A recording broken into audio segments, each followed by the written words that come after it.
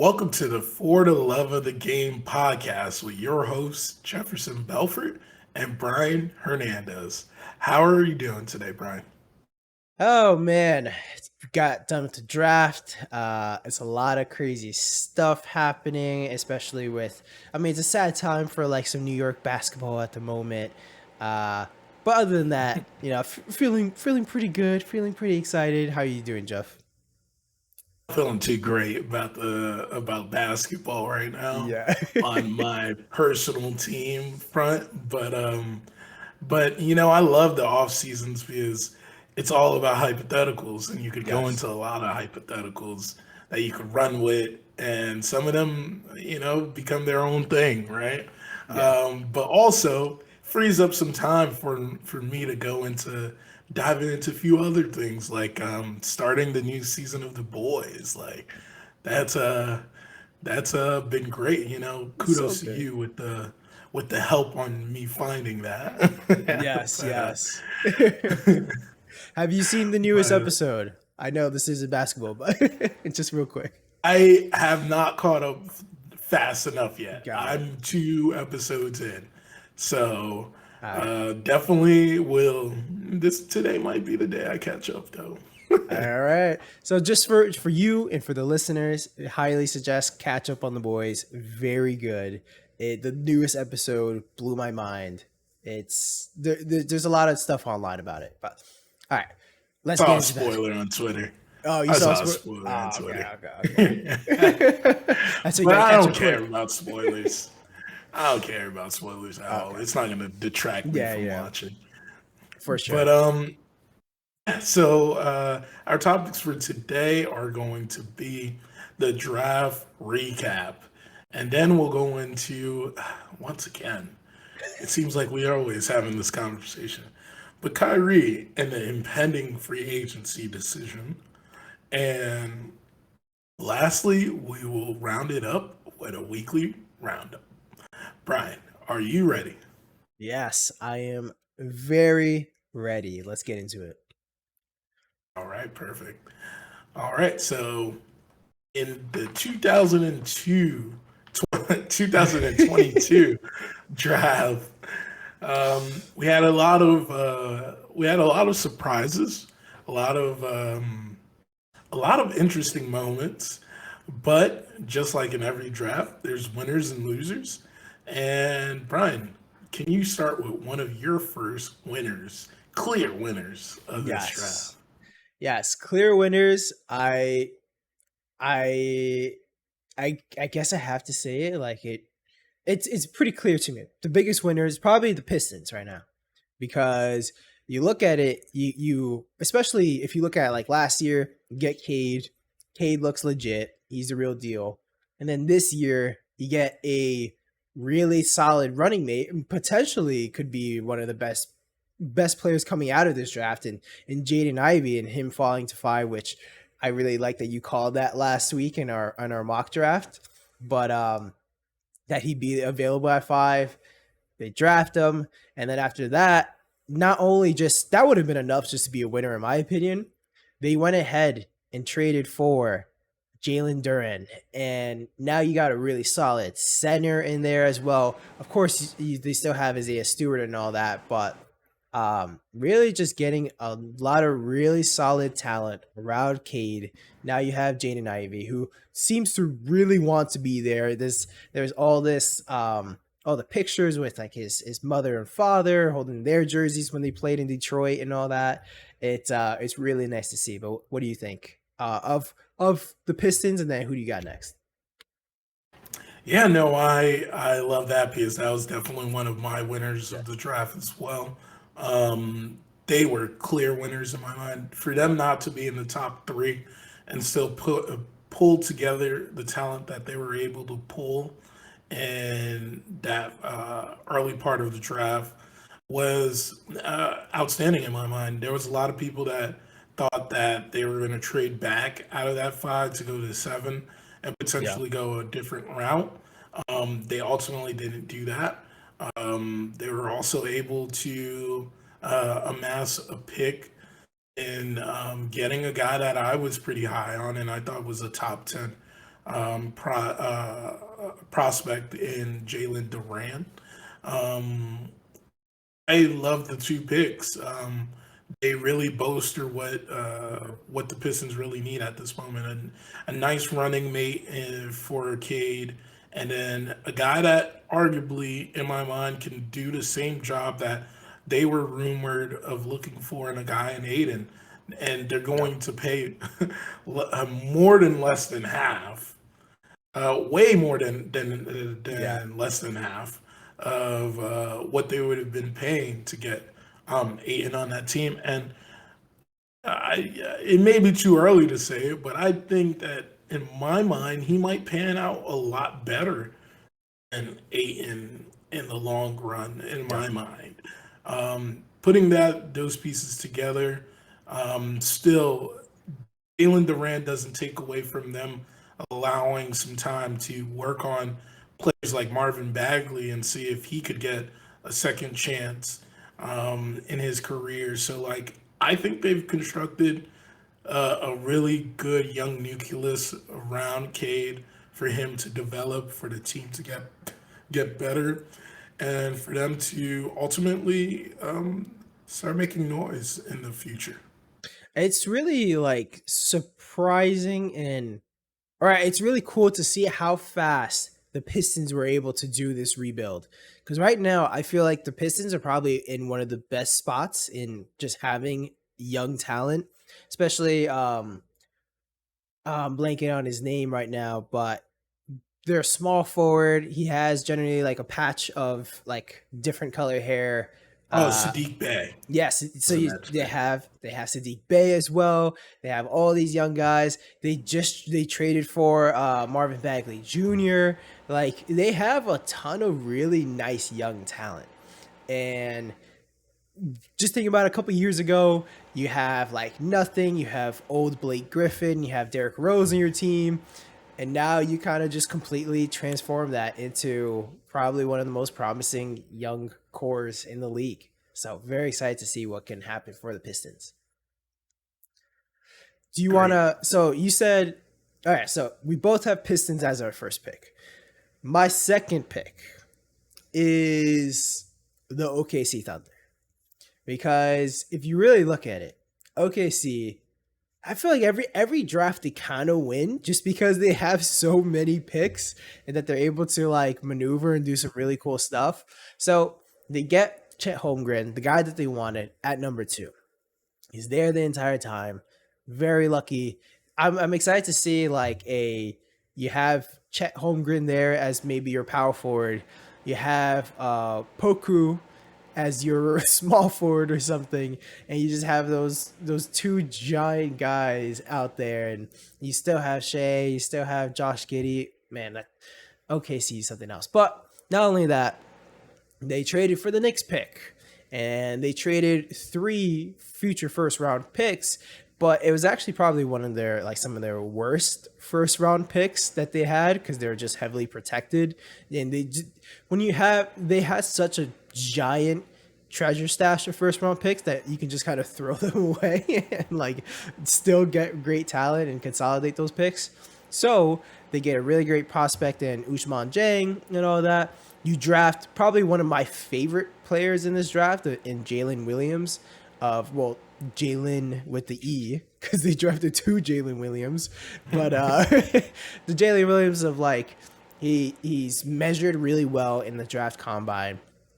If you ever watch his film review that ESPN does, that they get a bunch of draft prospects and then you hear them talk. Jalen Williams is probably one of the smartest basketball players out there, and he's also what makes him so fascinating is he's one of those guys that had a giant growth spurt of he was always just playing guard and all the time. Next thing you know, he grows to be like I think he's like 6'8" or something like that. Now he's giant frame. He has all those guard skills. He's still learning how to use his body and everything. And that's where I think there's a ton of potential there. I'm really a fan of that guy. And then you get the other Jalen Williams. I honestly haven't followed him as much, but I know other people are extremely high on him. I think if anyone has done a great job, as always, OKC has. Who do you got, Jeff, for next? What do you think about OKC? So no, I liked OKC. They weren't my second, but they were a team that was Hmm. on my winners as well. I will say, just not to harp on the same things that you were talking about, but it's should serve as a cautionary tale to this in my mind. Is I'm happy with what they did and what they were able to um, put together in this draft, but this becomes the real question of like where you understand as a smaller market you need to usually advance by draft via the draft typically. Yeah. But my biggest fear that always comes from this is that have you can have good problems or you can have bad problems in this situation. Bad problems is that some of them won't pan out, right? And Yes. ultimately, only time will tell who will and who won't pan out. But why I say it's a cautionary tale is let's say they all do pan out though. Yeah. Let's say that Shea grows into himself. Chet becomes a top 20 talent in about 2 years. Who else am I looking at? Jalen becomes like one of those guys that you're like, oh, this team passed over, that team passed Yeah. over. Josh Giddey goes into form as well. You now are faced with a similar situation that you guys had in 2012, where now, because you're a small market, you're going to have to decide whether or not you're going to pay these guys. And Yeah. what do the Thunder do in this case, this time, to rectify that? You know, do they do the same thing they did in 2012 and let's an incredible talent in like Harden walk, or do they go with paying everybody? Yeah. I am curious. I mean, I think it's probably one of the better problems to have, in my opinion, because if you really think about it, like what other option is there? And just having that problem of too many good prospects, not really a problem. Like you can trade those guys for more assets. You can trade them for more win now pieces. You can do so many different things. Like you mentioned, definitely in 2012 with the Harden stuff, that was handled poorly. Of Harden was just that good, and yet you just let him walk for nothing, and you decide to pick Serge Ibaka instead of him, essentially. Uh, yeah, it's a great problem to have. I'm very like looking at it. I'm very jealous at certain of these scenarios where a team like the Pistons and a team like OKC, where they are smaller markets, can build through the draft because they can afford to essentially waste 3 to 4 years, have all this open cap space, do all this stuff, and you're not really going to hear it from like their fan bases aside like in comparison when I look at this of the New York Knicks. I think the smartest thing to do when you're a bad team is just honestly tank, even though I understand the lottery odds are terrible now and all this other stuff, but you have to kind of like build through the draft. But instead, now the Knicks have to, because the fan base is so big and they want the team to win. It's such high expectations all the time. They're forever feel like they're gonna sit in the no man land where you're not getting any better. You're not getting any young talent. You're trying to win, so you're staying in the middle of the the pack. You're drafting like 12 or like 11 this time, where you have to get very lucky in order to one of those guys to land. Um, so it always feels bad, but I see this, and to your point, I would probably say out of the four picks that they have that OKC made this time, Chet is the only guy that you're not going to miss on, most likely. And then out of the other three, maybe one is actually like a good rotational player. Who knows what actually ends up happening? But it's just you rather get more swings and maybe you get a home run versus having like one or two. No, I agree, and I equated it to similar situation with the Hawks because even the Hawks, when they didn't miss on these guys, they still had to Yeah, pay them, for sure. and that's where they're in the issue now. Like they're looking to move talent because they just can't afford to pay all of them, and that's where my fear comes from this. But Yeah, ultimately, you're what other option do they have? You know, exactly. and this is going to be exciting for the city. It's going to bring fans back to our arenas to come see them, and I'm happy for them, and that's why they're one of the winners in this conversation. And if you look at it too, when you hit one of these, it doesn't really matter if you're a smaller market or not. If you get like a star and you have some decent people around them, other NBA players, it doesn't matter if you're a small market or not, other NBA players see that and they're like, I actually want to go to that team. Like, I want to go to that opportunity to play with that guy. And when you're in a small market, they're not going to be, oh, I want to go play for that team because I like that market and I like this. No, they want to go there because there's someone else there already.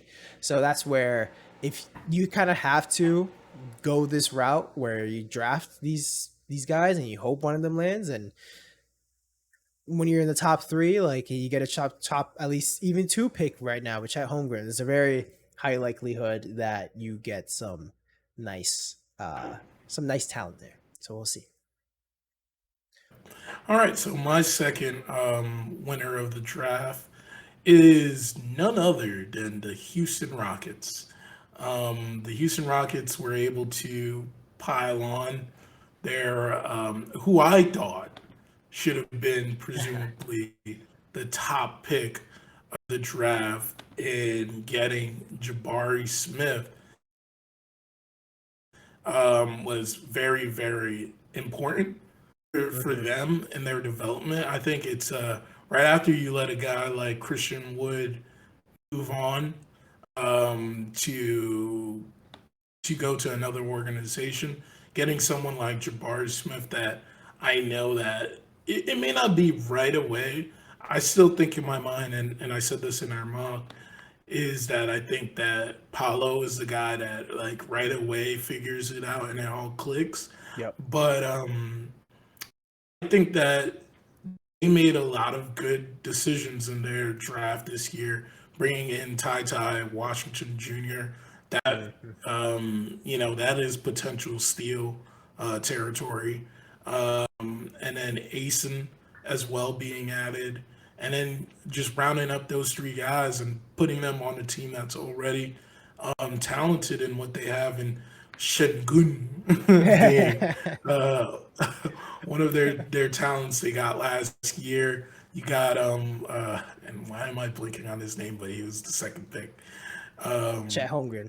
All right, second pick or oh no, what do you no, mean? I mean not Oh, second pick. He was I forgot his name. Jalen Green. yes, Jalen Jalen Green. Green. Yeah, yeah. I forgot where he went. He wasn't the second pick though. He Um, was right or no? was the second pick? I don't remember, Yeah, he was. I'm but pretty I sure know he was a high pick. Let's put it as that. because He Evan was a Mobley high pick. was three, right? Yeah, Jalen Green was two. Yeah, All right, there we go. we're good.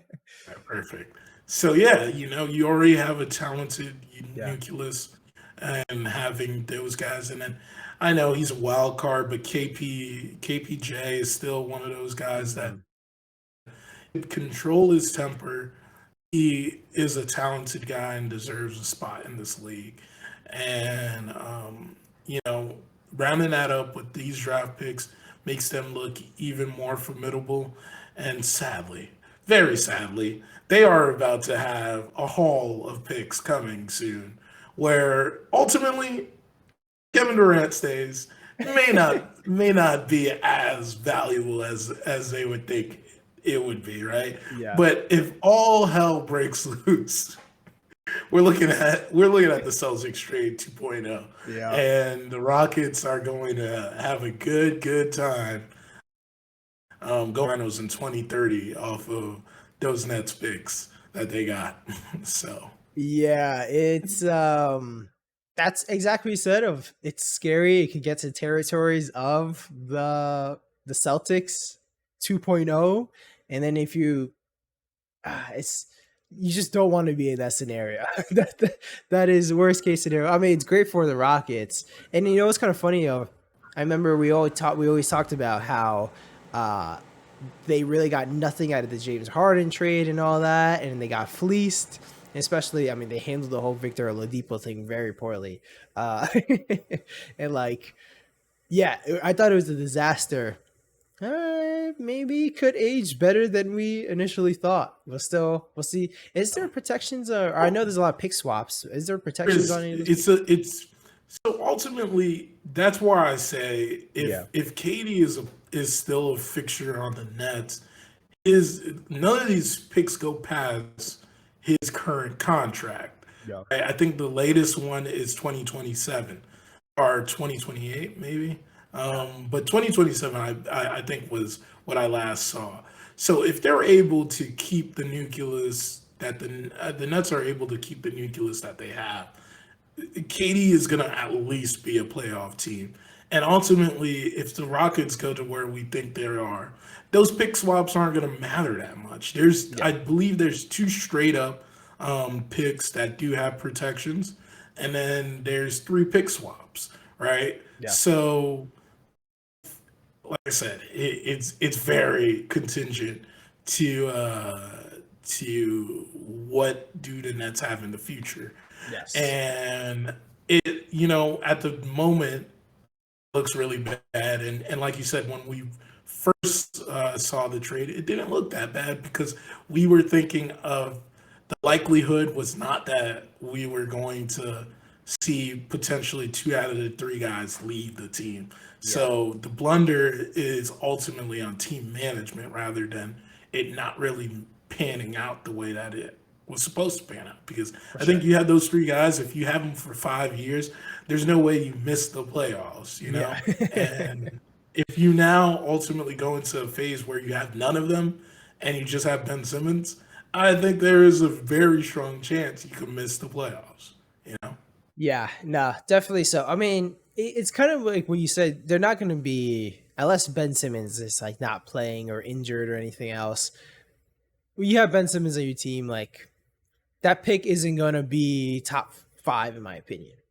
Um, Maybe people might think I'm a little crazy because I've always just been super high on Ben Simmons. Um, but yeah, we'll see there. I do like the Rockets pick. I did not have them as one of mine either, but I think it's probably one of the better ones just because, like you mentioned, consensus was Jabari for the most part that Jabari was gonna should have been number one. So the fact that you don't have to trade up, you don't do anything, that's awesome.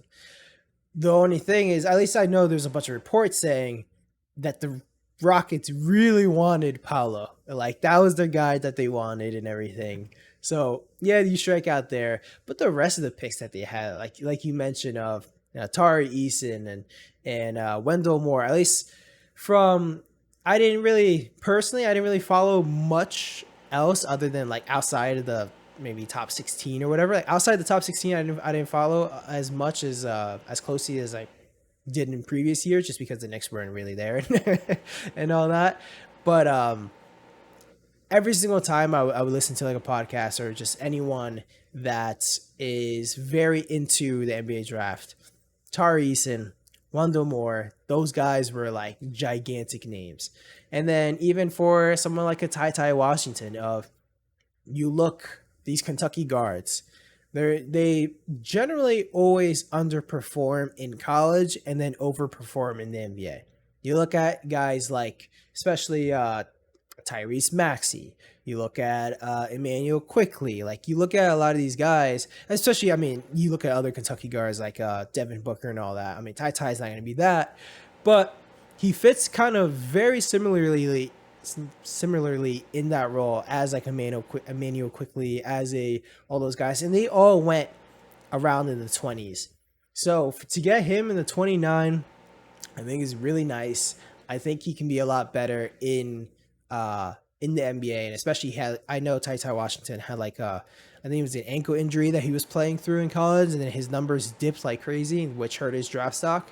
So I think the Rockets actually did a really good job. If anything, like if you can get this guy to be a 6 man, that is awesome. It's kind of funny. I feel like every year we talk about, at least we talk about the Thunder winning and we talk about Houston winning the draft. And yet they do it again. Do you want to move on to losers? So I forgot. You Uh, went last, but actually, do you want to go yeah, now? no, all three of my teams were said, so Oh, okay. I'm ready for the losers. Word, word. I'm ready for the losers. Um, let's go with you first. So, who's your first team as a loser, or first anything as? So, beyond conventional thinking, I think my first losers are someone that you know, and the reason why I chose this, before I even say the name of the team, the reason why I chose this team is not necessarily because I don't like the pick. I just don't like the direction, and what they are saying does not match how they drafted, and that's why I am kind of upset and saying that they're losers. And the first team I'm going to say, I think you're smiling because you already know, is I'm going to say the Portland Trail Blazers. Yeah. What are you doing, man? Like, you're telling people you want to win. You're telling people that you're trying to be in a win now situation, and then you get a developmental guy. You get a guy that you have to experiment with. I know, and I've heard a lot about people saying that he may be the type of guy that's going to be able to be flexible enough to learn on the fly to get his game better over time. And Sharp, I'm speaking on, Yes. but the team clearly has an issue, and this issue has been persistent over the years. Is the lack of defense. My mock, I chose Jalen Duran for that Yeah. specific reason.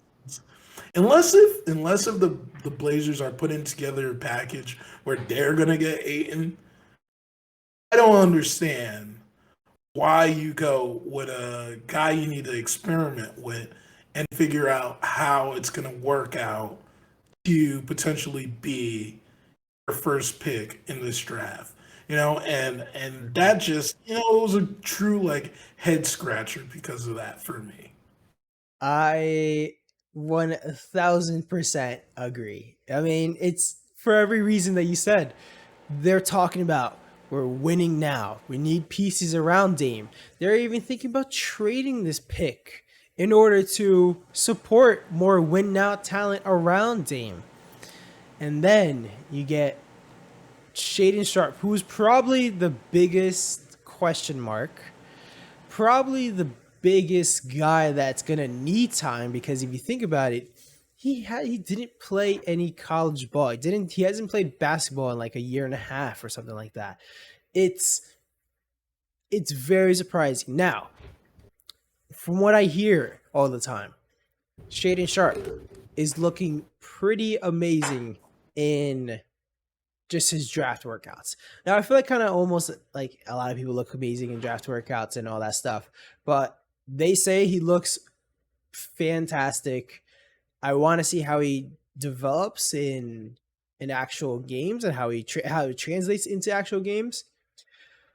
But yeah, it's a real head scratcher. I feel like if they wanted to even take this pick, there's a couple other guys that I feel like could help win right away and help them do what they needed to do right away. And Shaden Sharp is a huge home run swing, and for a team that looks like they need a bunch of singles and doubles, maybe a home run swing at now isn't the best thing to do. But if we look at the positive, if this actually does turn out really well, this is probably one of the best picks that they could have made. Because I feel like regardless of if they pick the win now draft player, if they traded this pick, I still don't think that Portland has enough talent just in general. Like to win a championship, they want to win a championship with Dame and all that.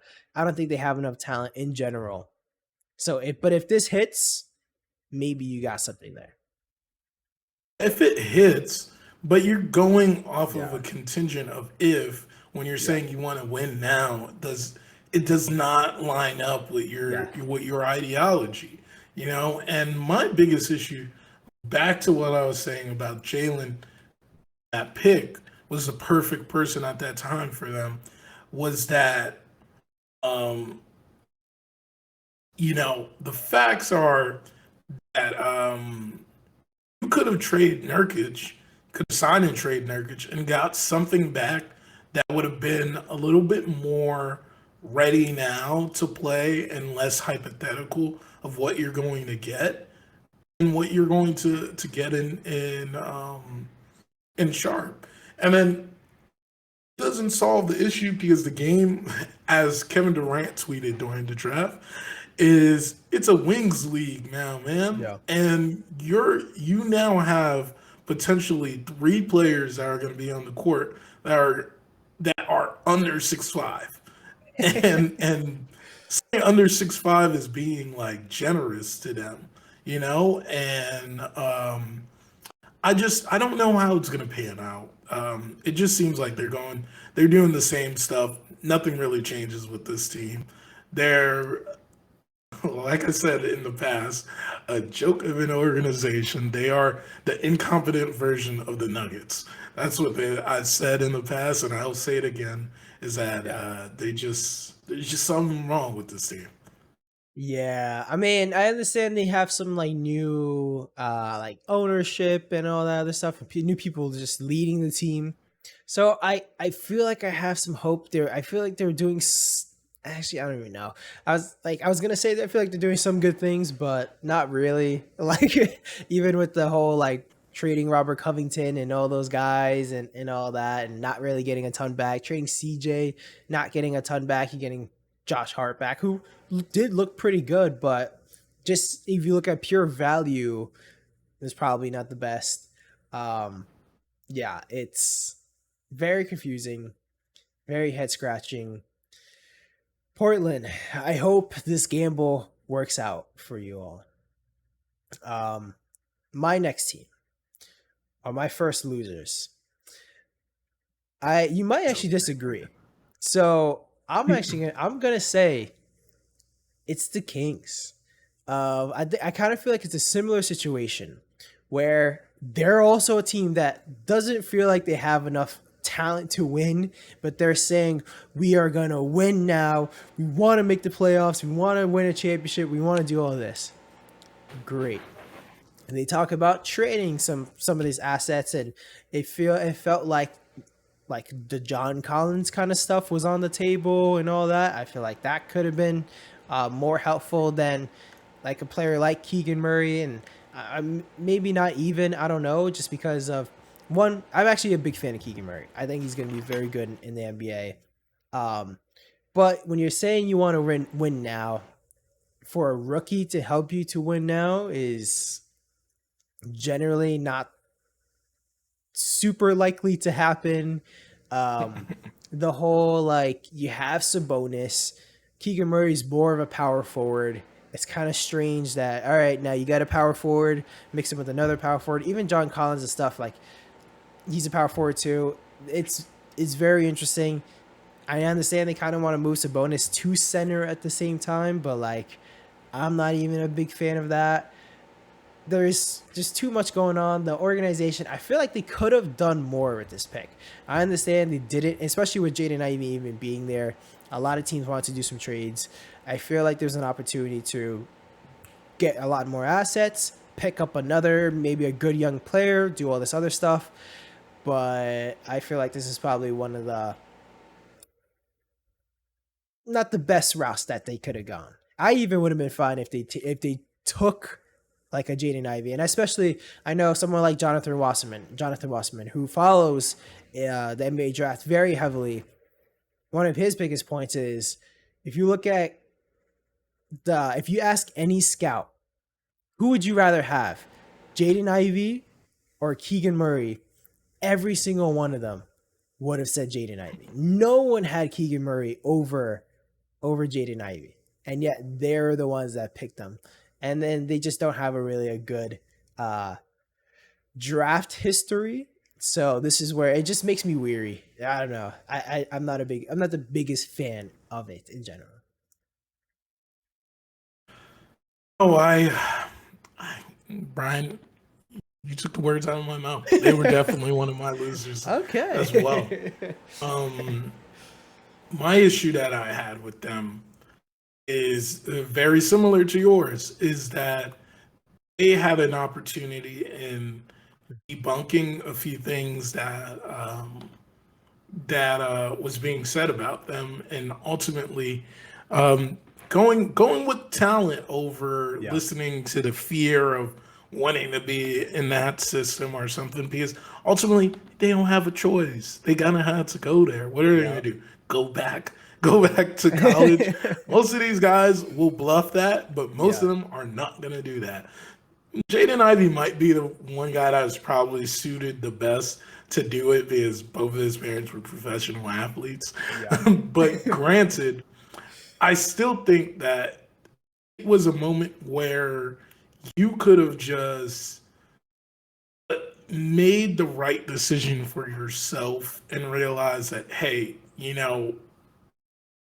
I want to go with talent over fit Yeah. because ultimately this might be better for us. They did it with Davion Mitchell, like you mentioned in our Hmm. last pod. Why not do it again?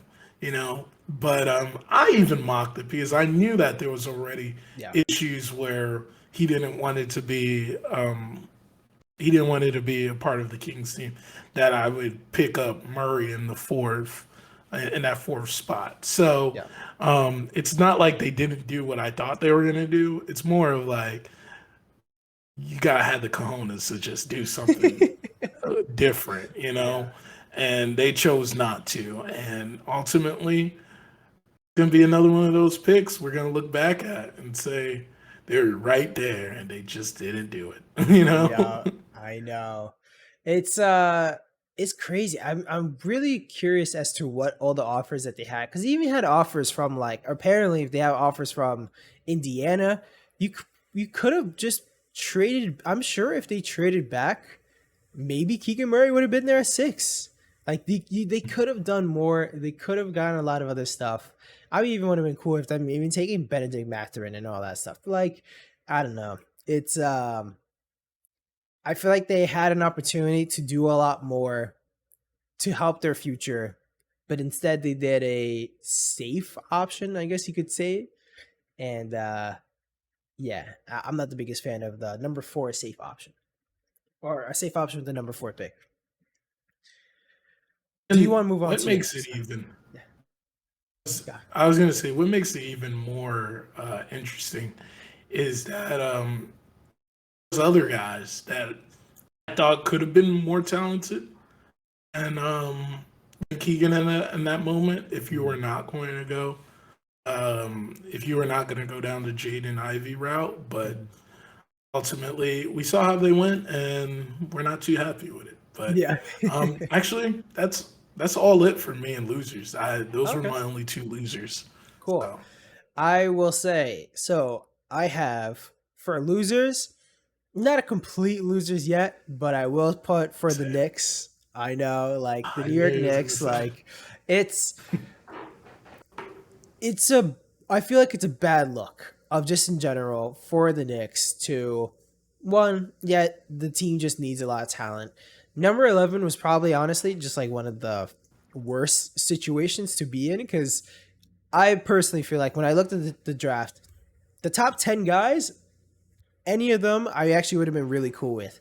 Everyone else outside the top 10 doesn't personally get me super excited, other than even AJ Griffin. But I was taking like a look back, a lot of like AJ Griffin film and all that. I started to become like a little bit less impressed. The injury history kind of like started to scare me. And like I thought about, like, the Knicks have probably the most information on AJ Griffin than everyone else in the draft, and they still decided to, especially with like the CAA connections and all that. It's probably not the. There's a reason why they passed him up, but whenever you kind of kick the can down the road, it always feels bad. It feels bad from a fan perspective, the fact that you have to trade all these picks for a contract that you just signed in Kemba Walker, you have to trade. So essentially, they realistically just traded 4 second-round picks to get rid of Kemba Walker, which isn't crazy, but they've done a bunch of maneuvering to acquire a bunch of second-round picks. So you still the fact that you're giving up assets to get off of that contract, and especially they didn't give him a team option. They didn't do anything like that. They just 2 fully guaranteed years for Kemba Walker. The experiment was terrible. Um, yeah, the whole situation just kind of feels bad. And so right now they did this pick so that they can create drafts cap space for a Jalen Brunson. Because if you think about it, they don't have the cap hold, or they don't have the cap hold for this number 11 pick. So they clear up some space there, and then you clear up some space with Kemba and all that. Cool. But the problem is, if you strike out on a Jalen Brunson, this is a disaster.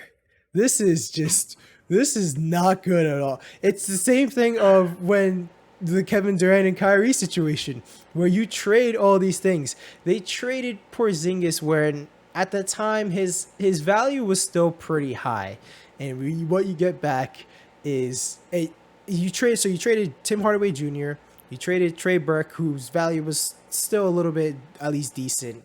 You traded Porzingis for, I'm blanking on his name, but you have DeAndre Jordan and you have Dennis Smith Jr. There you go. There. So you did all this so you can have all this cap space. You can do all this. Like, that's what the trade was. The trade was essentially for cap space, and then you strike out, and then you sign Julius Randle, you sign Bobby Portis, you do all this stuff. It's a mess when you miss and you strike out on the free agent you want. So to me, what it feels like is the Knicks have some confidence as to being able to sign Jalen Brunson, but it just would be so bad. That's why at the moment it feels bad. It does not look good at all. If you sign Jalen Brunson, I don't think this is actually bad anymore. I don't think they are losers.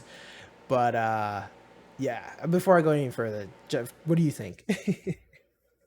I don't necessarily think they're losers, but I will agree with you. The optics look Yeah. pretty bad.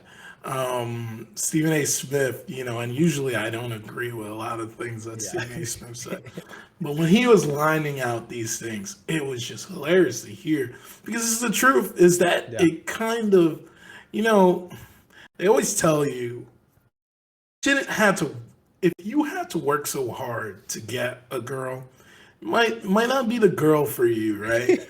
And it's starting to feel like that with the Knicks, right? Mhm. Is you have Julius Randle, you have Allen Houston, you have Worldwide West at a Dallas Mavericks game Yeah. to go see Jalen Brunson like this is college or something. You have them hiring his dad. Ultimately, it doesn't have to be Yeah. because they want to get him, but the optics of it, right? And Mm-hmm. then, you have his former agent as the president of basketball operations, right? Like, they're rolling out, it seems like they're ready to roll out the red carpet for a guy that Yeah. ultimately we don't know what he would be being a number one on a Mm-hmm. team. He is a great talent. He looks really good alongside Luca, but ultimately we don't know if the gamble is right and they get him Yeah. and he plays amazing. There's nothing we can say. But if it doesn't pan out, we're just gonna look Yeah. back at this again and say, "Wow, they did all of this just to get this guy, and this is what he looks like." Yeah. And I feel like there's a lot more chances you lose than you win in this what if scenarios. So that's why it makes the optics look even worse that you're Yeah. going all into this level to go after him. But ultimately, only time will tell if this is a good route to be going. Mhm. They're really high on him. I think sometimes you do have to guess a pitch and hope that you hit a home run. So Yeah. maybe this is the moment for the Knicks. Yeah, the whole I think it's like kind of the scenario of there kind of is no like better option out there. There's kind of no way for them to get any better talent because they're not tanking or anything like that. So that's the thing. Like even right now, they need a point guard. They've been dying for a point guard. They haven't had anything. It's hard for your players to get looks and create all this stuff with a terrible point guard that as they've always had. So they need to do something. What point guard out there is available? No one. Other than like Jalen Brunson is honestly the best option there. And you're gonna have to overpay to get him. Cool. You look at the draft. What good point guard options were in this draft? There really weren't any. Like this just draft didn't really. This is not a point guard kind of draft. All right. So you have all that. I understand you don't go that route. And then even just looking toward the future, there really isn't a whole lot of like free a lot of teams are or a lot of players aren't leaving via free agency. It's always there's a lot of trades going on. Um, so you just kind of have to do a move like this. And like even last season where they signed a bunch of players to like team friendly deals so they can eventually be very easy to move. Are they going to be easy to move? We'll still see. Uh, but the whole point of this was just to have flexibility. Is Jalen Brunson the guy to do all this for? Like, I don't know. Maybe if he can help the rest of your team develop, then sure. And from what we can kind of see of he's a very good leader, especially for like the Dallas Mavericks right now. Um, is that what you kind of trade for at the same time? Like you got a little bit of talent, a very good locker room guy, bring all your guys together, help your team grow. I don't know. It's more just like there's kind of no better option. Like I've been saying, you're in no man's land. So the only thing you can do is just hope to develop the young guys that you have now and hope that RJ Barrett can become something. But I'm not very high on that outcome. Yeah, it is brutal in the Knicks world. I would also so you say you're out of losers. Very quickly, I would kind of say I feel like Jabari Smith Jr. is a loser, more in the sense of like when I was watching him, when I was watching the draft, I just kind of felt bad for him. I'm like, this is the guy that everyone was talking about for months as the clear guy that's going to go number one.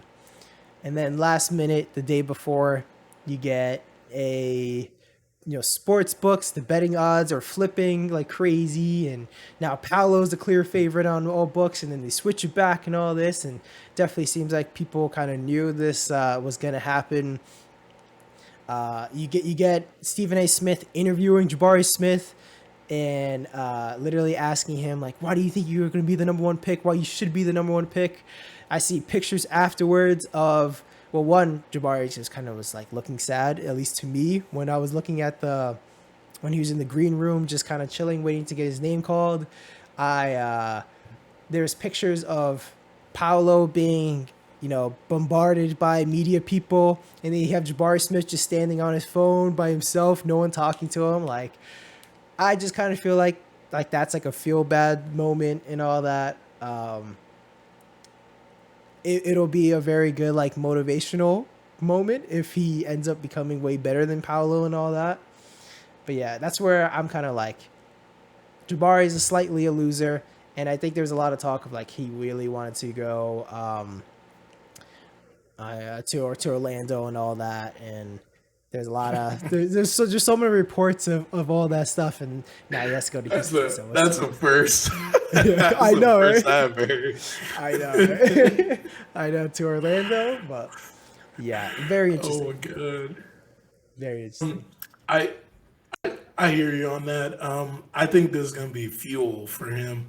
I think that, sometimes we forget about the politicking of the draft, Yeah, and it seems like he fell into the bucket of politicking the draft. for sure. And there may have been he seems very old fashioned when you hear him talk, or like how he handles his things. Hmm. And that's one thing that I actually like about him, you Yeah. know?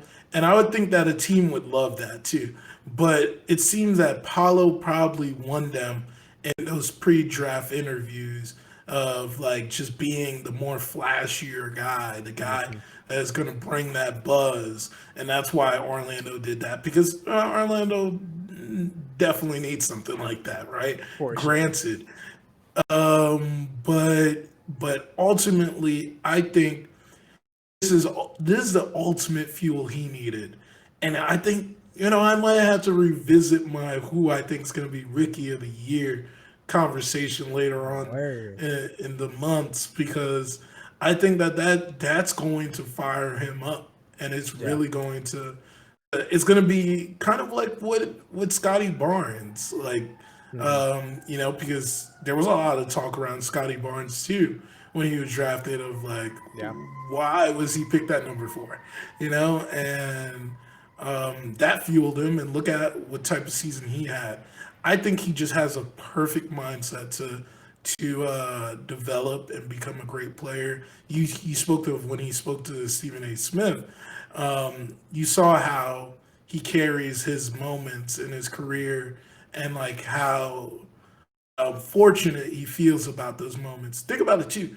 Least flashiest guy in suit choice as well too. Yeah. Um, and that spoke to me too. Like that even showed to me like this guy has a good head on his shoulders. And I don't think that stardom is going to take away from what he needs to do to be one of the best players in this game.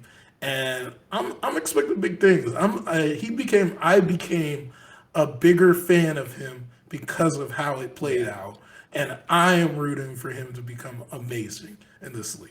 Yeah, he's definitely becoming like a big underdog, and it's kind of funny you talked about of Jabari. Yeah, like he was one of the more unflashy guys. He looked very nice. I like the suit a lot, but you know, one of the more unflashy guys, and then you have Paolo as probably the biggest flashy guy, the biggest Yeah. flashiest like suit there, and I hope it works out for both teams. But yeah, I'm definitely rooting for Jabari going forward. Do you want to go quickly? Steals of the draft. Who do you got? Yeah, so, and I'm not going to go too deep into any of the steals, Yeah. but I guess first steal of the draft, I'll say is the Warriors selecting Patrick Baldwin. Yep. Still a what if of what he's going to be in the league, but they are a team that's fortunate to have won the championship, so they could take a chance on a guy like this. Ultimately, the Warriors are pretty good with picking these guys in these not necessarily mid majors, but D1 schools and conferences where there's either powerhouses that lead the top of their conference, and they don't really shine as much, but they still have a good game that they put together. It's the same situation with like Jordan Poole and him coming out of Michigan. Yeah. Sometimes you have to find players like this. It's going to give him some time to look into his game and help him grow his game. And he has something you can't teach. He's 6'10". He's Yep. 6'10", and he looks like if given the opportunity to grow, he could be another one of those guys that you look back and say, "How did they do it again? They are Yeah. insane." Yeah, the whole Patrick Baldwin Jr. thing. Or so one, I have him as well as a steal, clearly, because well, you mentioned of like the college thing.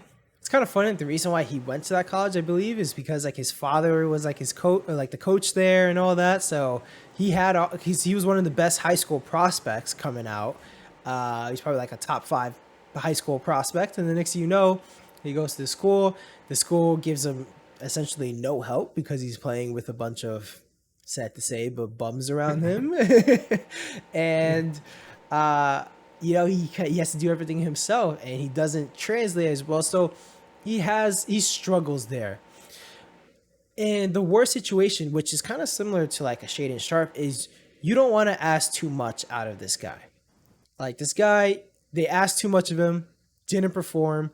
This is literally the perfect situation for him to go in Golden State, where they don't have to ask him to do anything. He gets to. We talked about this last week, but he gets to work out and train with Steph Curry and all these other guys. He gets to see what it takes to get to that level, and he has all the talent that he needs to really get there.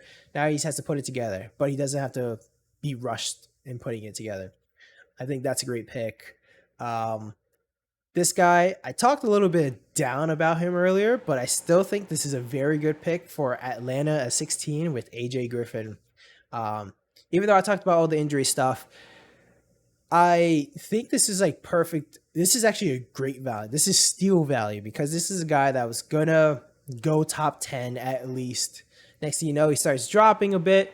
The fact that he even fell to 16 from, Mox had him from anywhere from 6 to 12 or so, falls to 16.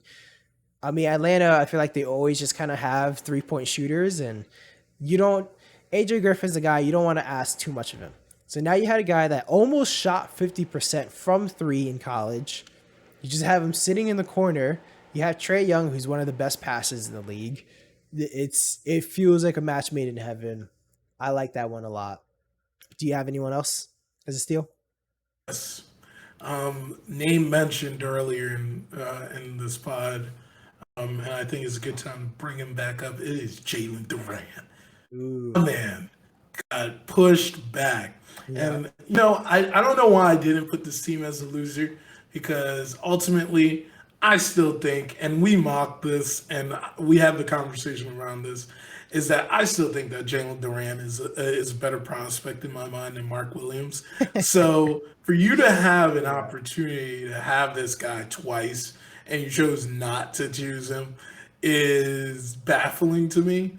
And it's one of I think he's going to be one of the biggest surprises when we start this season of how his athleticism translates into the NBA right away. And he's just catching lobs from Cade, and he's just him and Jaden just catching lobs from Cade on the transition Yeah. is going to be amazing, and it's going to look really good for him. And I'm going to be really happy when he starts proving all of his doubters that got him to be pushed as far back into, I forgot which pick he got picked at, 13, 12. 12. 12, 12. Okay. Actually, wait. No. I Um, think you are right. Sorry, 13. You are right. because 13. Yeah. OKC OKC was was 12. 12.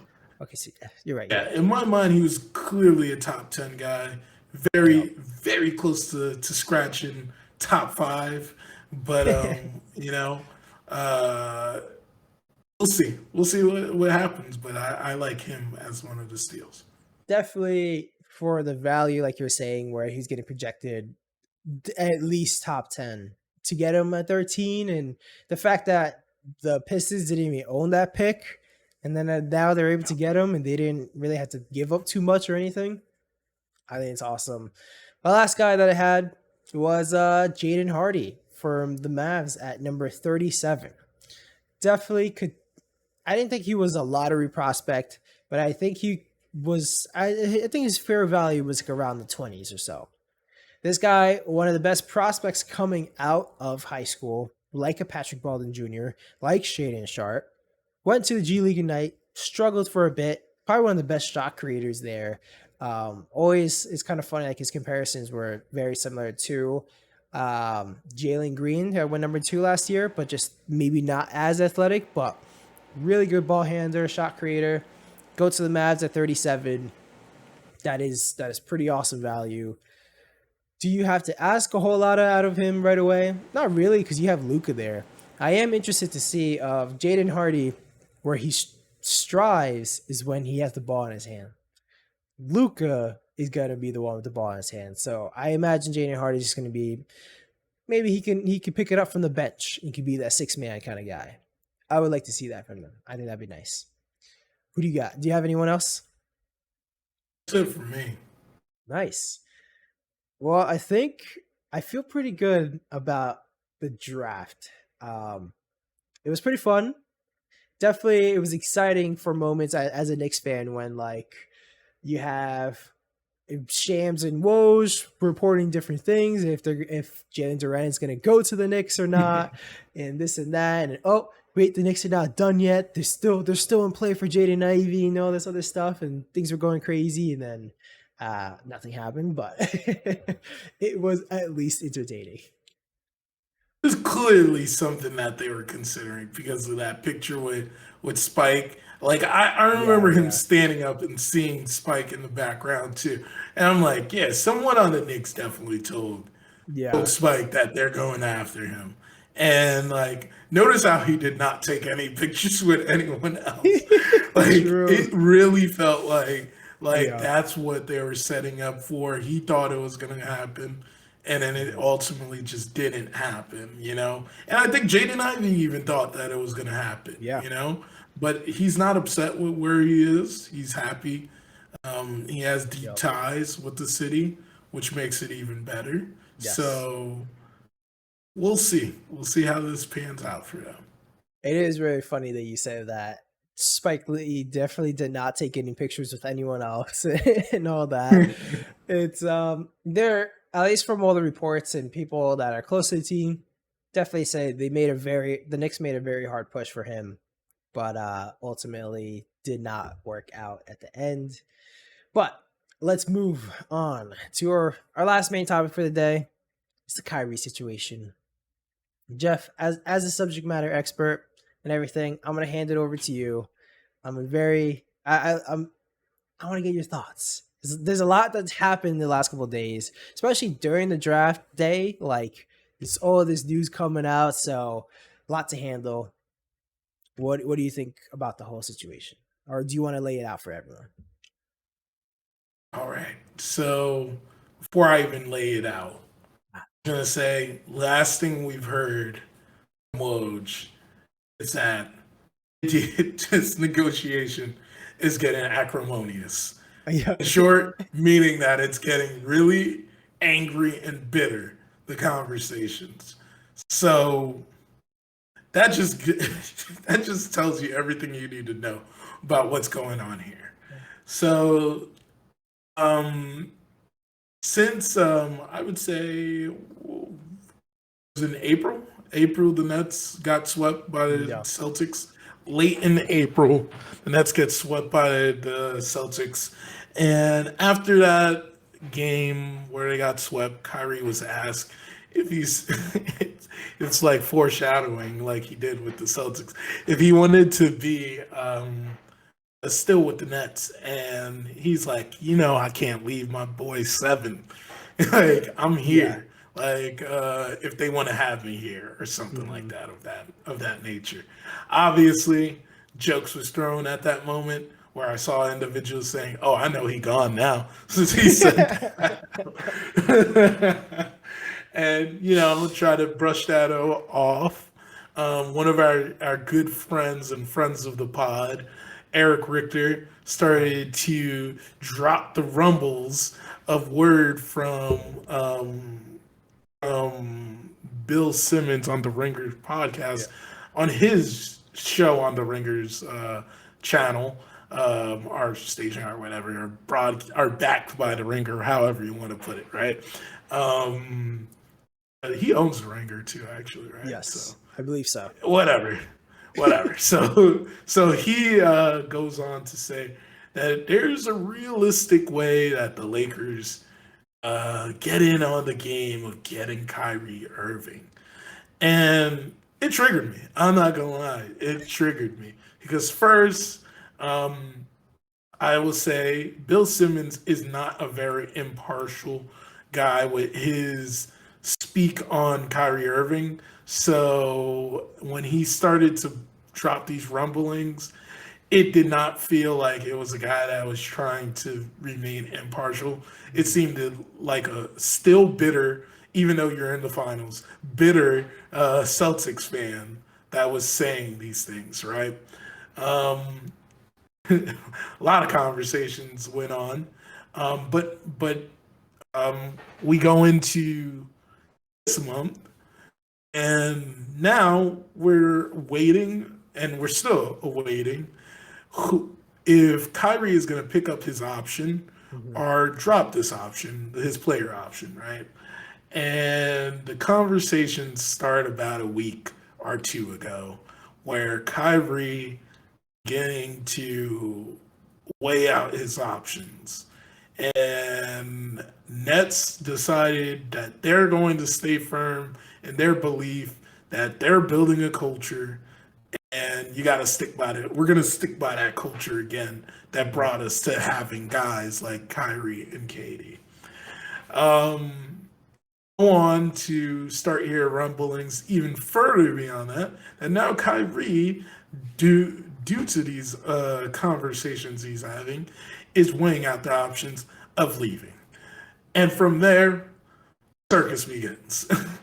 We start hearing teams that Kyrie is willing to join. We have Joe Tsai favoriting our Yeah, liking like tweets you. from known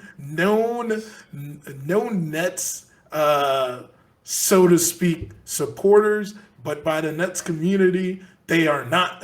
This person is not a Nets Oh supporter, man. and more of like a Kyrie hater, and for some reason she made her transition from being a Knicks fan recently to being a Oh. Nets fan. And Nets fans, they're not too happy on Twitter hearing about that, right? Wow. So, um, so Joe Tsai doing that, and then now the Woj reports and Sham reports that KD is assessing his future Mhm. is now put us in a whole cluster, you know what, where now we just really don't know what to believe, what is true, what is actually going to happen. Um, it seems like a damn if you do, a damn if you don't moment Mhm. at this point, and it just doesn't look like it's going to be a really good summer in Brooklyn. Oh man. It's well one that tweet that Josai liked that I saw people going crazy about that. And that's the thing. Kyrie saw that. And then that's where I'm sure this Oh starts yeah, becoming like really drama filled, which did not need to happen at all. It's so bad. Um the fact the Kevin Durant stuff is getting pretty interesting. What were your thoughts on his recent comments on like he went on like a podcast recently talking about some of this stuff? What did you think about that? I feel like sometimes people forget that these guys are human as well. Yep. There's just some guys that ultimately want to show you that they're human, and then there's guys that just, that's the game, nature of the game. They're just gonna be robotic in their Yeah. response.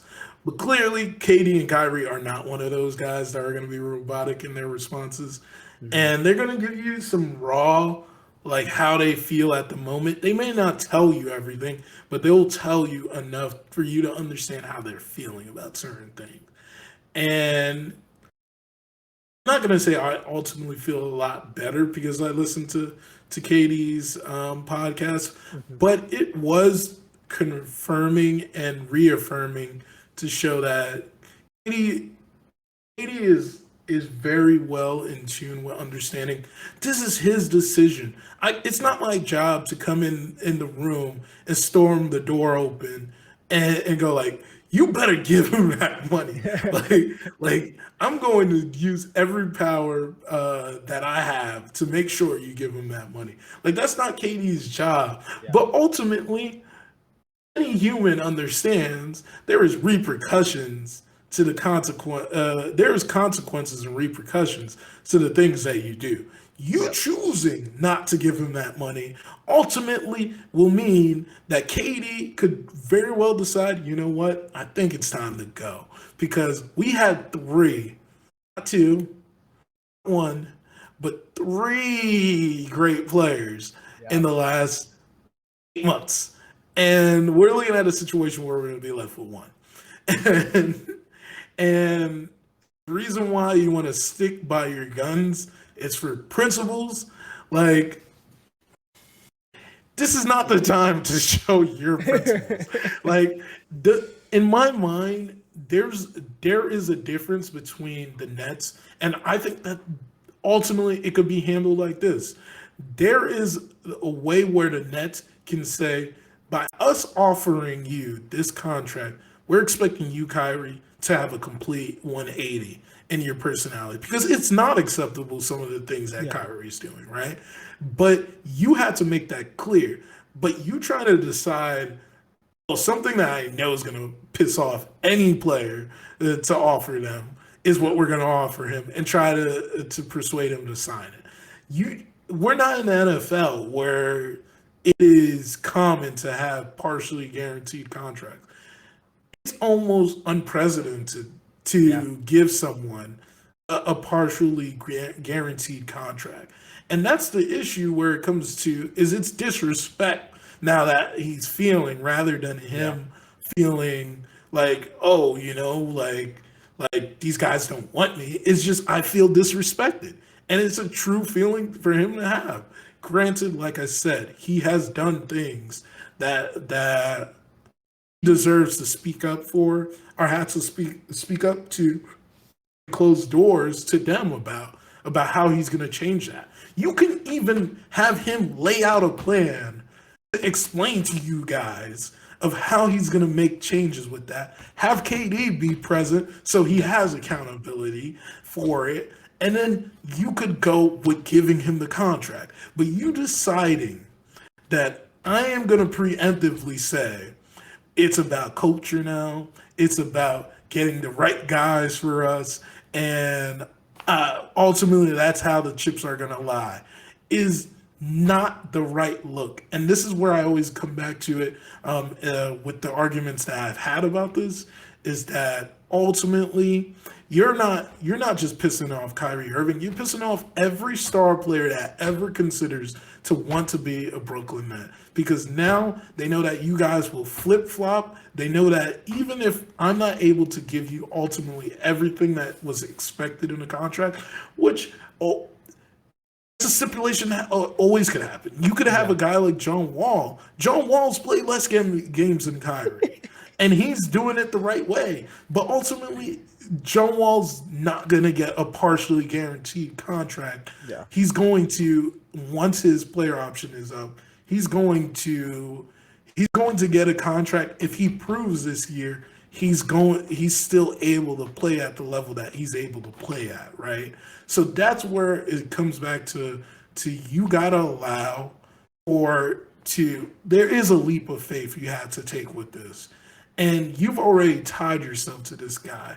Ultimately, if you had a plan to get rid of Kyrie and it would effectively be a better situation than having Kyrie, kudos, go with that. But disparaging a guy and not having a plan is beyond the most insane thing that I've ever heard. And you did not run this plan by your star player that you're ultimately gonna possibly lose. Yeah. Is even more asinine. Do you think there's any aspect of like the Nets leadership trying to get some power back, because we know there was the book that guy had before talking about how Katie and Kyrie do whatever they want. There's Brooks. a report, there's a report that that Kyrie would have have his own practice with players after Steve Nash's practices. There's literally Kyrie said, "I'm very excited to I think it was after you mentioned after the playoffs, like he wanted to come back, and he was like, oh yeah, Katie and I are going to make the decisions or something like that." I know I'm botching it, but He said Katie, Kyrie, Josai, and Sean Marks. yes, Who ultimately two of these guys he's fighting with right now. yeah, yeah, exactly. Like he's very much like we're gonna have all the power kind of thing. Do you think that that's a factor of like for Sean Marks and Josai right now? Go to a primitive experience or explanation to this. They say that once you have shown your hand to a dog, the dog can never go back, right? Mm-hmm. That's the truth, right? Like the dog at that point asserts its dominance and thinks that they're the dominant species. Or in the dog's species, in the species of dogs, If another dog becomes subservient to another dog, that's how it's going to forever be. The Nets chose to be that when they signed these two guys. Hmm. They If you're mad at anyone, you should be mad at yourself because ultimately there's a line of things where you could have cut it off beforehand to get to this point. But you guys were just so happy to have two of the greatest players in the game on your team that you didn't draw the line in the sand with certain things. And now you're in a situation where you can't make that decision. You don't have the power to make that decision in my mind anymore Yeah. because you've already shown your hand. You've already gave them all of the power to make decisions. So now trying to ring it in 4 years down the road, look, where does that work? Like, when Yeah. have you seen that ever work? Like someone go, oh yeah, we're gonna have to revisit this. Ultimately, Yeah. I'm not saying that that is the right thing that they allowed for to do that, right? These guys to do this. I'm just saying you're already too far gone to try to flip it on them now and try to do it a different way because you've already given them the access to feel this way, you Yeah. know? And flipping the script on someone like that is not only is it not right to that person, but now it comes like an off guard type of situation for that individual because they've had the rings the whole time, you know? But like I said, there should have been a line drawn early on. There's a lot of things that there should have been a line drawn on. DeAndre Jordan, for one, should have never been signed. like you should have put your foot down early on about that. Is that we're not going to compromise the center that we have right now. We want you two guys, but I understand you want DeAndre Jordan. But even tell him to take a pay cut for DeAndre Jordan is something you had to tell him. Then you Yeah. got to draw the line of like, hey man, I understand you guys want your guy to be the center for this team, but we believe in this guy, and this is someone that we think that we're going to build around, and someone Mhm. I think that will help with you guys. Do you think that the Warriors didn't have conversations like that with KD, with Yeah. how the team was constructed around Warriors, right? Like that had to have been conversations they had. But the Nets were not having these type of conversations. They just acquiesce to every single thing. And then now they're waited 4 years and say like, we got a new sheriff in town now. And that just does not work, man. That does Yeah. not work. There's no place in the world where that works. And they put themselves in this situation, you know. You Yeah. just at this point it's signed and sealed. It's either you want to go back to mediocrity or you're going to figure out how to allow these two guys to play together. But now with this contract, because now Kyrie needs you now. Yeah. Kyrie understands he's not getting this max anywhere else. Like that's the part of it. That's the funniest part. Yeah. Is he even if he goes to the Lakers, let's say the Lakers find a way to get him to the Lakers. Not saying that they won't offer him a max contract once Westbrook is gone, or if they move Westbrook, Yeah. which this seems like mission impossible that they're ever going to figure Yeah. that out, right? Yeah. But if next year would be able to sign him to a max, after what we saw this year, I know there's going to be more stability, but there's still the opportunity that Kyrie's injuries will flare up again. Who says the Lakers are going to be willing to give him a long-term contract after that? Like they may say, after what we've seen, it may be more beneficial to us to give you a 2 year or a 3 year, but it's going to be fully guaranteed. But a 2 year or 3 year. Now Kyrie is cutting down on the years that he could get the maximum amount of money that he can in his career, and that's where I'm saying it is an unprecedented idea to do this, and it ultimately is going to backfire because none of these players are being treated like this. Granted, Kyrie is different, but none of these Yeah. players are being treated where they had to consider a partially guaranteed contract? Yeah, it is very tough. I've kind of feel like I've been kind of stand pat this entire time of like just give him whatever he wants because the alternative is not a world that you want to live in. Of if Kyrie leaves, now there's a potential of Kevin Durant leaving. That happens, now it's a real disaster. Well, they do say I there was a report I saw of like, oh, if Kevin Durant is to get traded, the package would have to be like the best you've ever seen, that kind of stuff. Um, but I like, live in those days. yeah, like you don't want to live in that world where I still believe Kyrie signs whatever his max. Ben Simmons is healthy, Kevin Durant's healthy.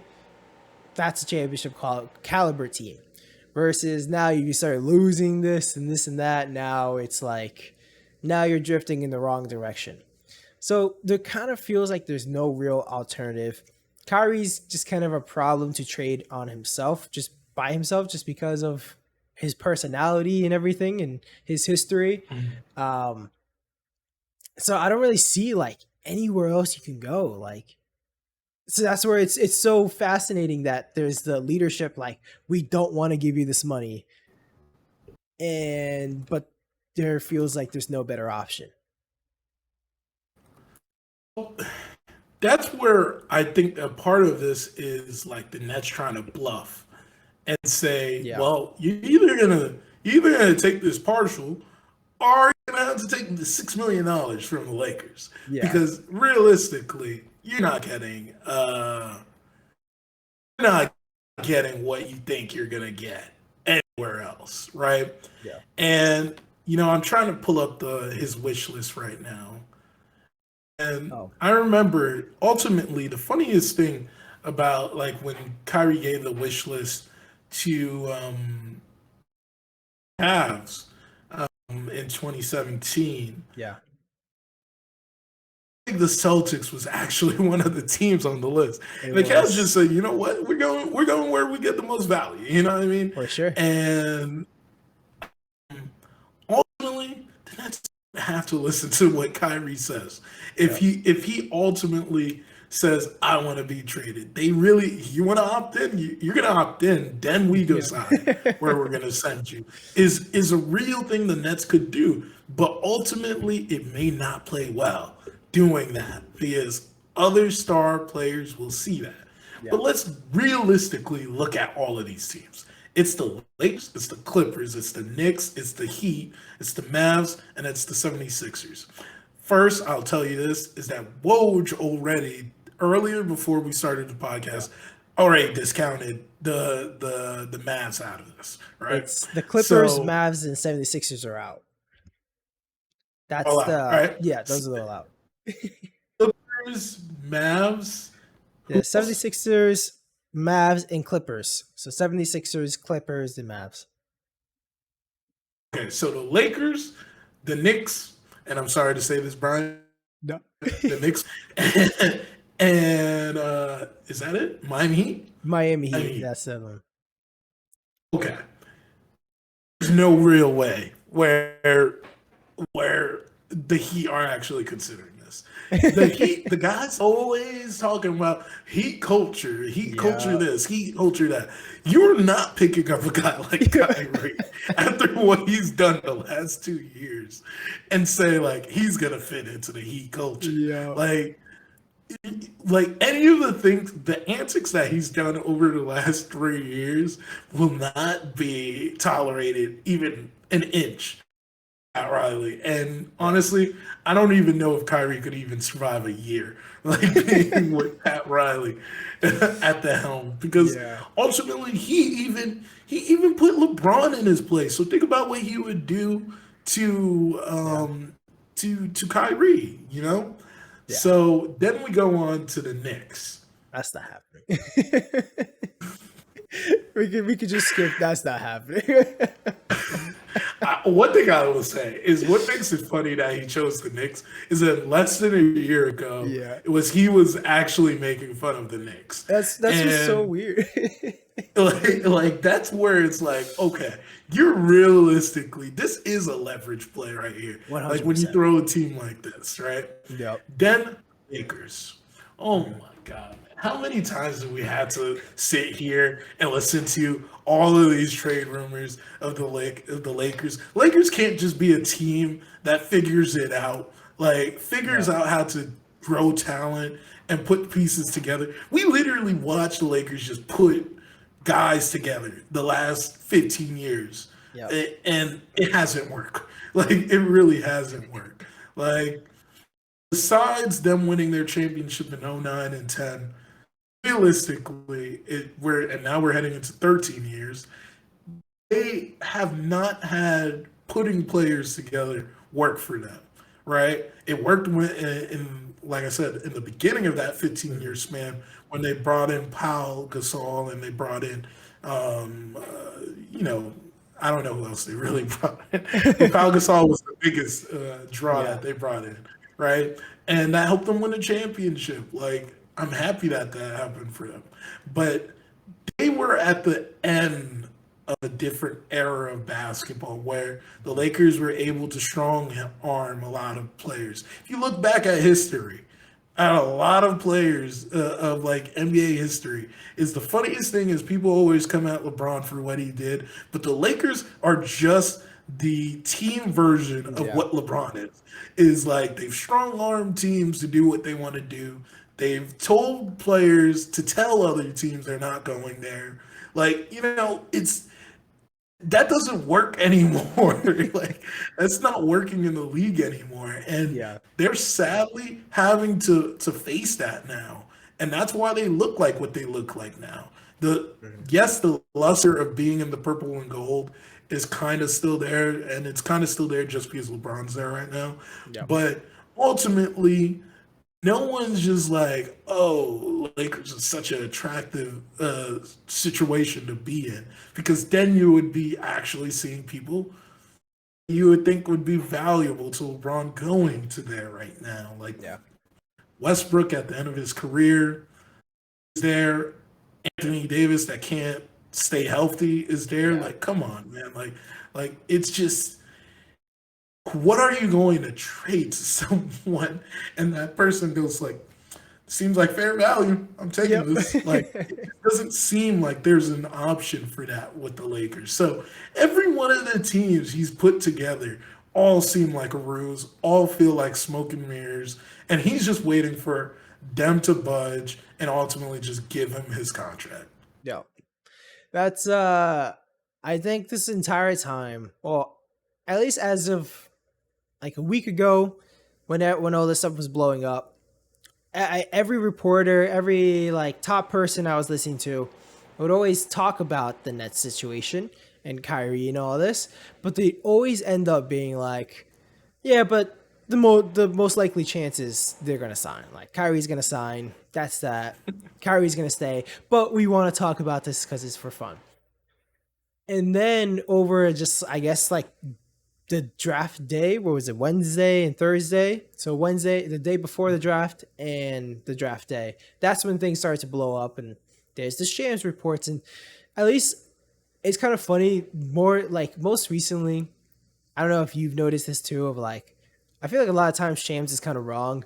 Of or he doesn't always get the right of report out. Of like you got Woj, he's always 100%, but Shams is like 85%. It seems, yeah, it seems that Yeah.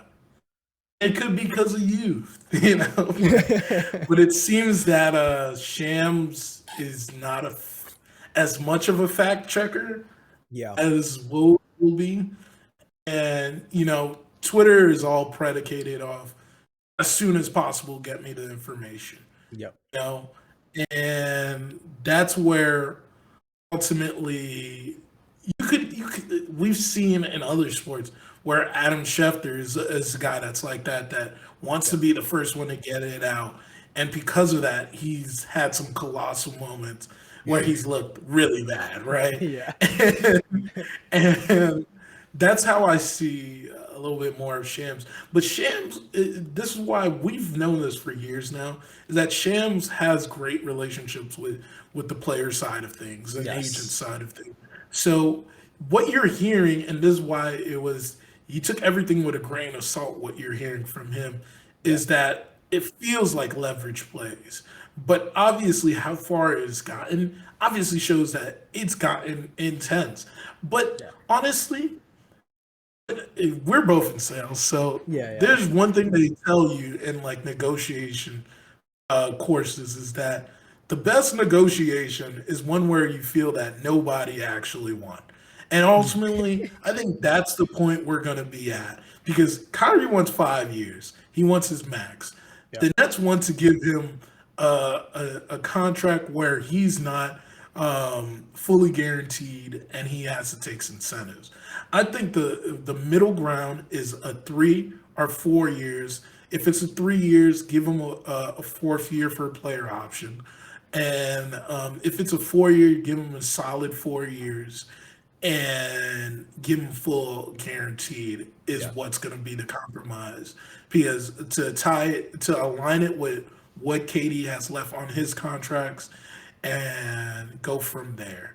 Yeah. But ultimately, it could just keep on getting worse if the Nets decide they want to be petty too, and ultimately they're they've gotten to a point where Kyrie doesn't look worse than them right now. And Yeah. it's crazy to think that way, but they've done too much in this point to show how petty they are. And no one wants to see an ownership because they have the money. Like that's the problem. Is that when it all comes down to it, even though Kyrie, Katie, Kawhi, LeBron James, every superstar in the league Yeah. is high paid. The one thing you remember is they're still an employee and they have an owner that is cutting their checks. So those guys ultimately make exponentially more money than these guys have made. And another thing that I think is being lost in this situation is I remember when Kyrie and Katie first signed, they both took less money. Yep. That's so they could sign DeAndre. So two guys that could have easily got the max wherever they wanted to go Hmm. took less money to come to a team that, to be honest, lacked relevancy, right?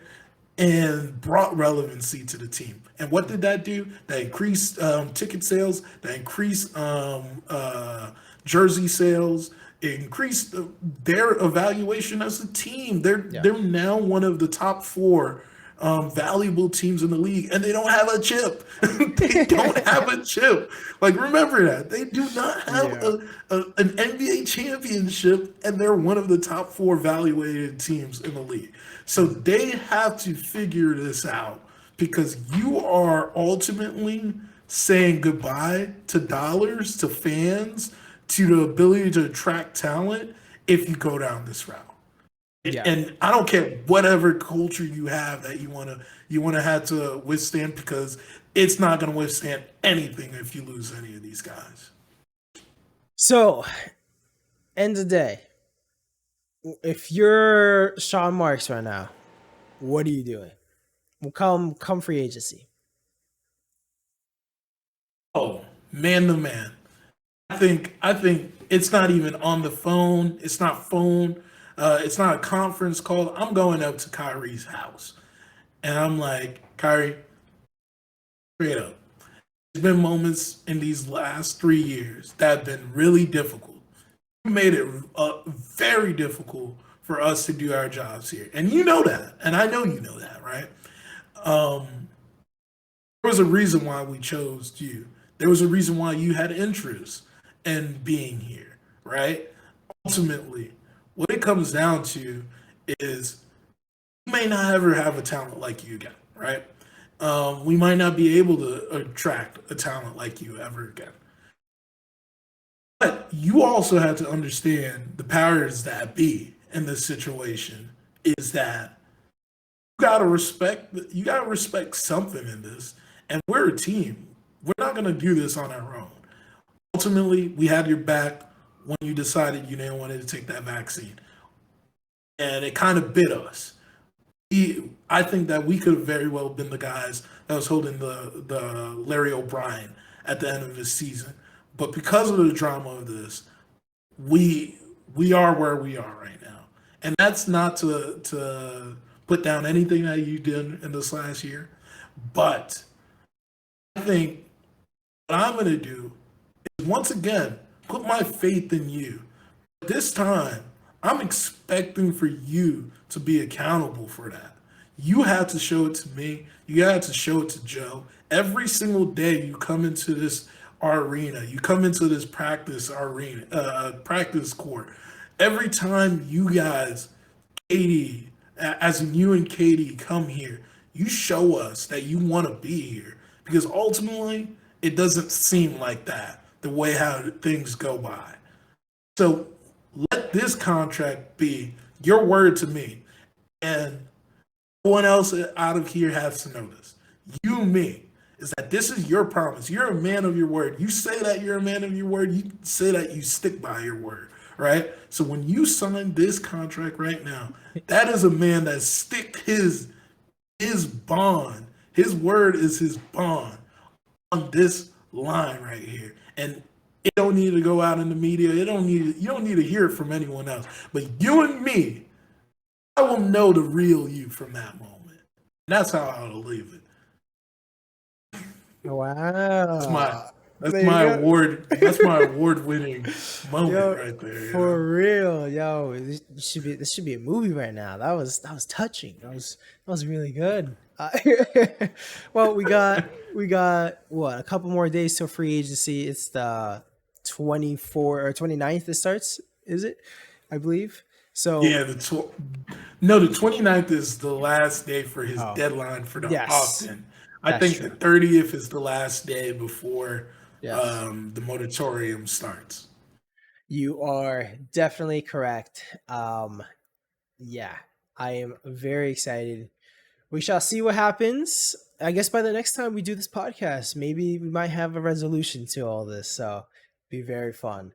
Uh, do Have you the want? crying Jeff emoji Yeah. uh, if he leaves. Well, yeah, we'll see. We got a smiling Jeff emoji. We get a sad one. So we'll see.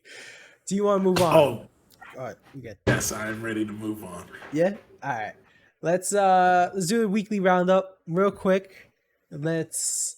So I don't think we even got a chance to talk about this yet, but the Pistons trade. The Pistons traded Jeremy Grant to the Trailblazers for a 2025 first round pick. What did you think about this move? Great because now unless if they use it in the next trade, they have the trade exception. Um, Yes. they use that in the next trade. Or actually, so Pistons. I don't actually, to be honest. I don't know if they have a trade exception or not. All I know is they just have a bunch of cap space now because it's not like a player for Okay. player kind of thing. It's just straight up like take them into your cap space. Now they open up a bunch of cap space. Okay. But ultimately, they have the cap space. Is what? Yes. No, I think they did get an exception Did it? because that's when all of the Aiton talk started to come back Hmm. up. Yeah, so they got a Okay. $21 million trade exception Whoa. from the Pistons. So I mean, from You're Portland right. by giving Jeremy Grant, um, and their cap space is approximately, and that's crazy, $43 million now. Yeah. So it looking bright on the Pistons side. They could really retool this team and very well look like a playoff team next year. If they can do something with eight in there, man, this team is going to be so good. Um, yeah, it's And you got Jalen. yeah. You got You got Jalen. No, Jalen. You got Jalen already. You're good. You're good. Um, I guess jumping back onto this Pistons talk. So we have the Knicks traded Kemba Walker to the Pistons, and the Knicks traded one of the picks that they got, so a 2023 first round pick and 4 second round picks, and then the Pistons just traded one 2025 Milwaukee first round pick. So, and then eventually they bought out Kemba Walker. But what do you think about one, this move, and two, a potential landing spot for Kemba Walker? Man, that's gonna be hard to find. Yeah. It's not the same player anymore. Nah. Um, and I don't see him gonna have to be like kind of like the Carmelo or Derrick Rose effect where he has to understand I'm not the same player anymore Mhm. and I'm a role player now. And I don't know if he's 100% ready. He remained professional, but I don't know if his psyche is ready to Yeah. be that type of player yet.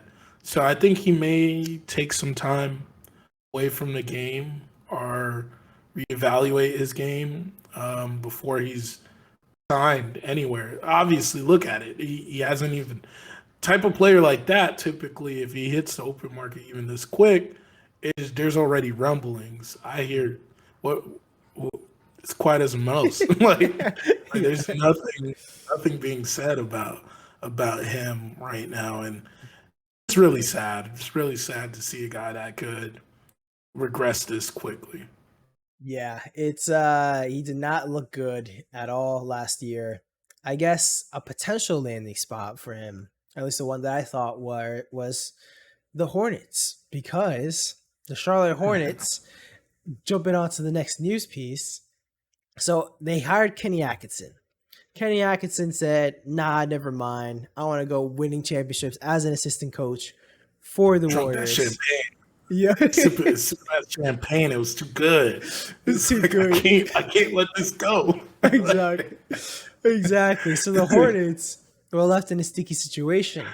They're talking to Mike D'Antoni again after they just turned him down.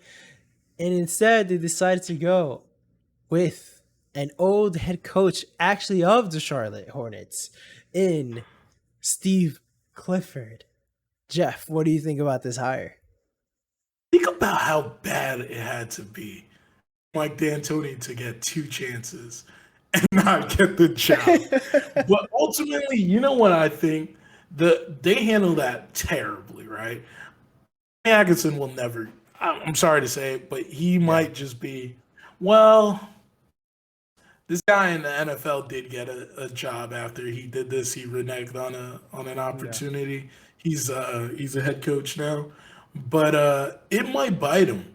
It might very well bite Mhm. him where he might be now likely a lifelong assistant Yeah. after making a decision like that because you leave the team with their pants down, and that's not fair.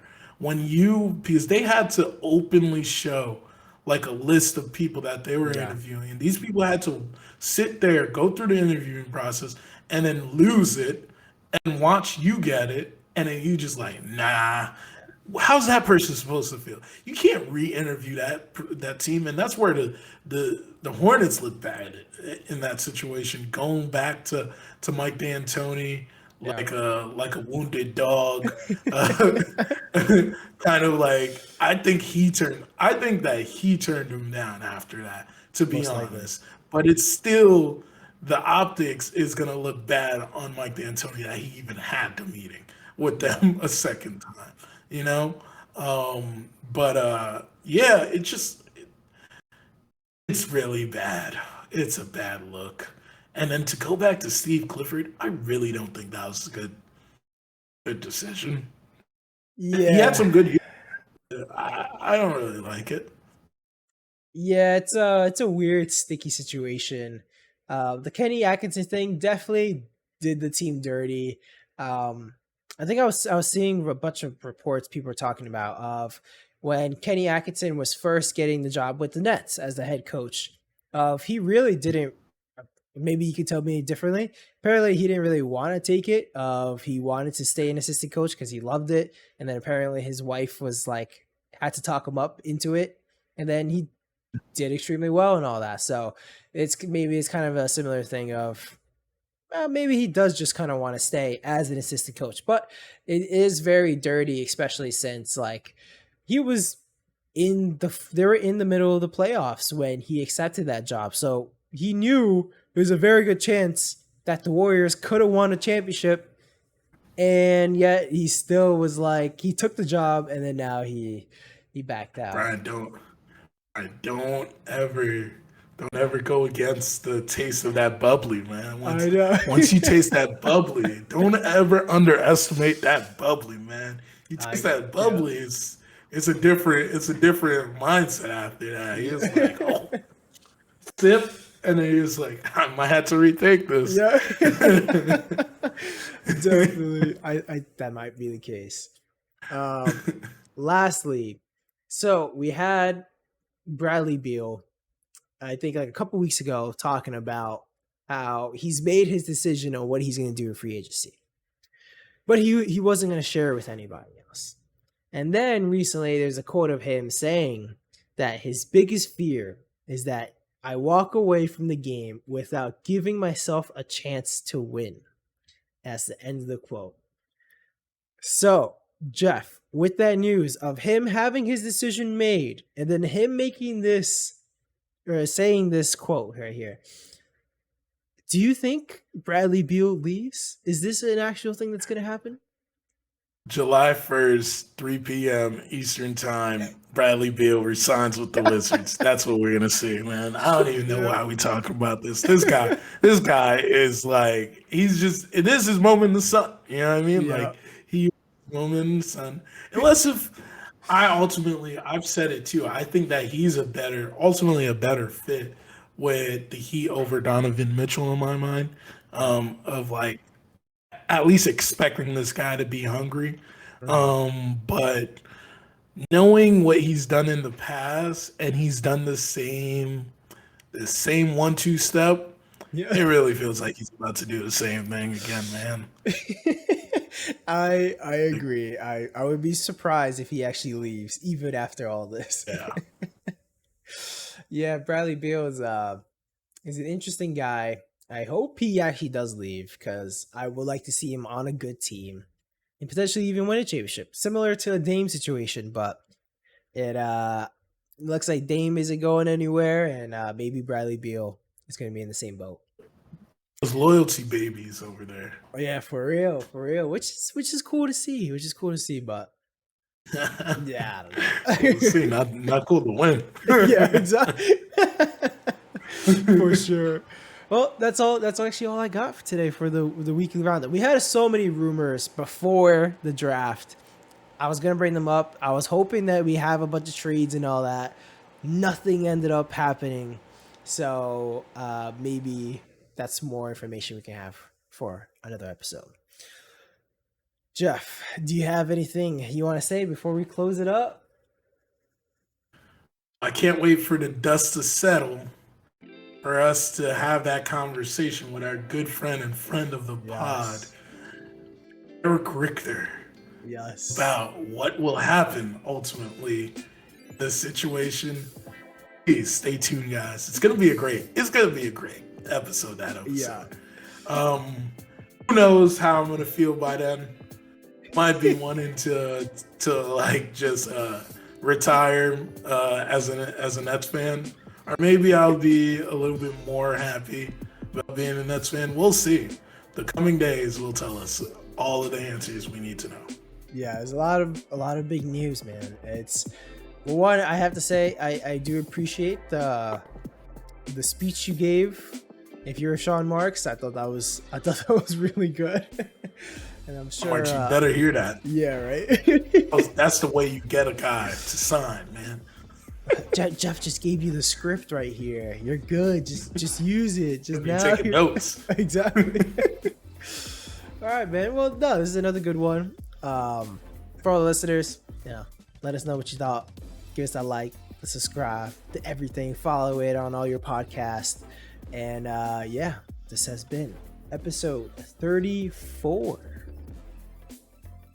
Your own scripts also, and put them in the comments so we could all send them to Sean Marks as well. I agree. Get them right. But peace.